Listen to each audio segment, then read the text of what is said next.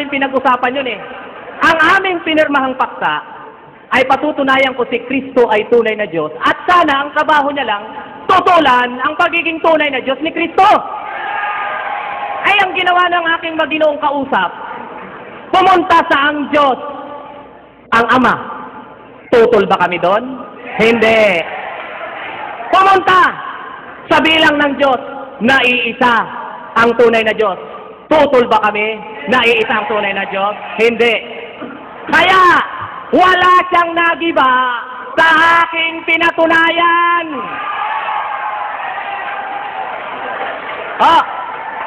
Ang tawag po doon, alam po ito ni Kadyo Ventilasyon, argumentum non sequitur. Okay? Parang pinalalabas niya lagi.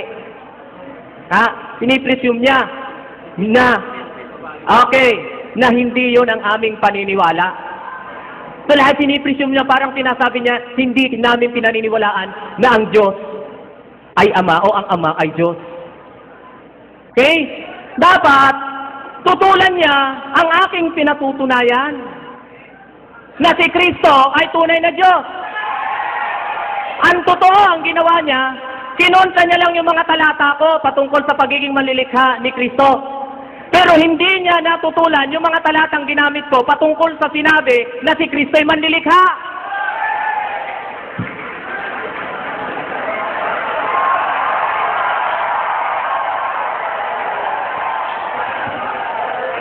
Quiet, please. Pinipresume niya lagi.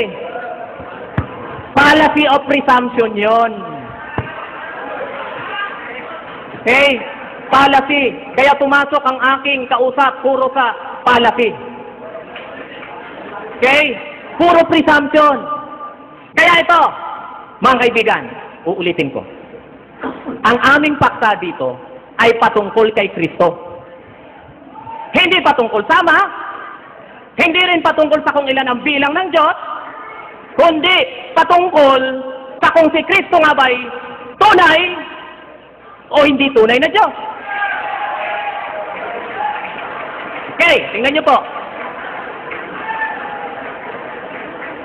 Ito pong Bibliyang ito ay Bibliyang paboritong-paborito na gamitin ng ating mga mangangaral na Iglesia ni Kristo.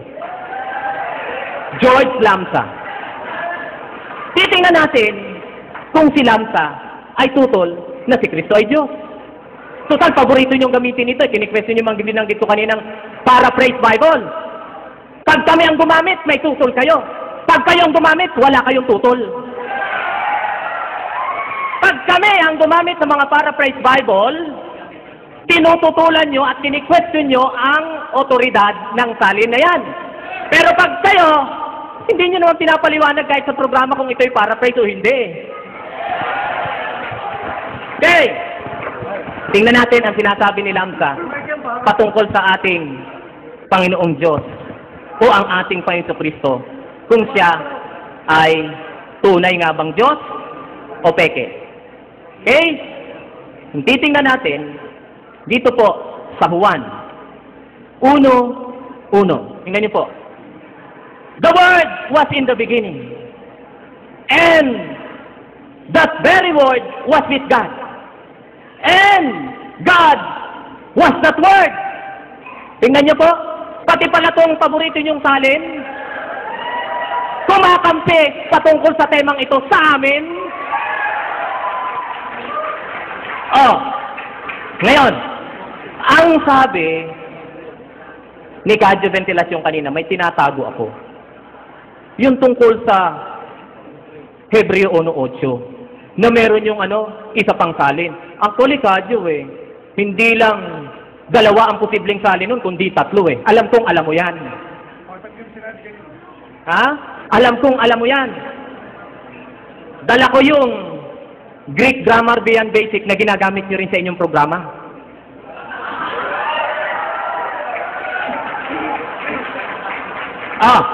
Ano ang sabi ni Lambsa patungkol sa bagay na ito?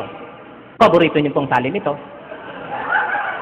But of the Son, He said, patungkol daw sana kay kanya siya, Thy throne, O God! Pero nyo, pati paborito nyo yung salin, hindi God is thy throne ang ginamit. Kundi, Thy throne, O God! Kadyo, alam ko pong, alam nyo na sa Greek, ito'y vocative.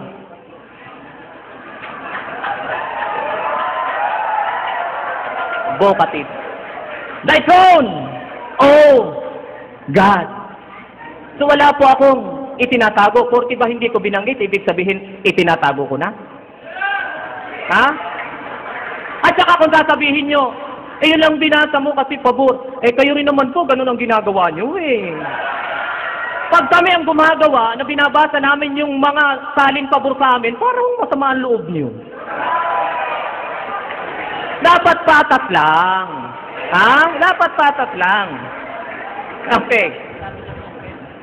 Alam niyo po, ulitin ko, kaya ko na itanong itong hen kanina, kasi yung pagka-translate niya dito sa neuter na supposed to be hen, transliteration na nga lang po ay n. Alam niyo po ba sa Greek pag itong n, sa halip na ito'y 1, kung talagang yung n, eto naman sana, wala po kasi kaming kasing high-tech ng kanyang presentation Pero mas maganda sana kung nakikita ito Okay? Ito po ang pagkasabi kasi ginamit niya One Lord, Kurios, one faith, Mea Pestes, in baptisma.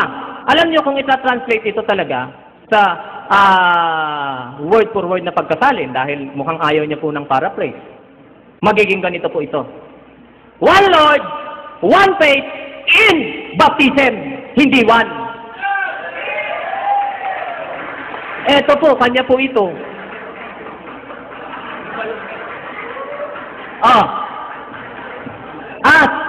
Tingnan niyo po. Sa pronunciation total, ginamit niya. Sabi dito, hen, not the masculine he. Ginagamit niya po si Carson. Si Carson. Alam niyo po ba, parang lumalabas dito, na si Carson ay kampi sa doktrina na si Kristo ay hindi tunay na Diyos. Pero may dala kaming libro ni Carson kampi sa amin. Kampi sa amin. Pakilabas nga yung libro na yan, The Fallacy of Exegetical Fallacy na libro po mismo ni Carson. Nandito, kampi pala si Carson sa amin pagdating sa bagay na yan. Ito po, Exegetical Fallacy. D.A. Carson. Kampi po sa amin. Babasahin namin kung bakit naging kampi sa amin, ha? Tingnan niyo po, para makita natin. Yan niyo po. Nasay dito. Kasi nakita ko po yung article ni Kadyo dito. Some of these are poised to surface when we consider the Arian efforts to link John 10:30. Ito po yung article niya about John 10:30. I and the Father are one, NIV, and John 17:20-23. Alam niyo, yun po ang ginawa talaga ni Kadyo Pinaglink ang John 10:30 sa John 17:21 and 23. And sabi ni Carson, exegetical fallacy yun.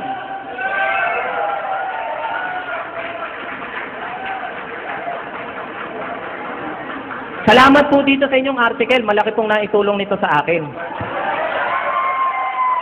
And regarding dun sa kini-question yung mga translation, alam ko pong alam nyo na pagdating sa translation ng Bible, ay merong tinatawag na word for word translation at merong tinatawag na dynamic or thought for thought translation.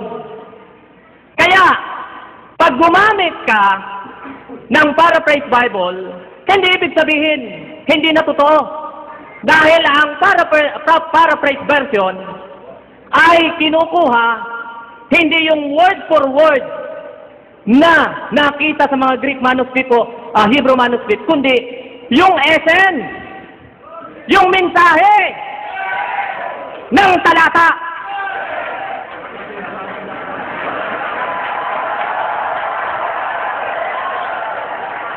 Eto po. Tingnan niyo po, ha. Kasi gusto ni Kadyo word for word, eh.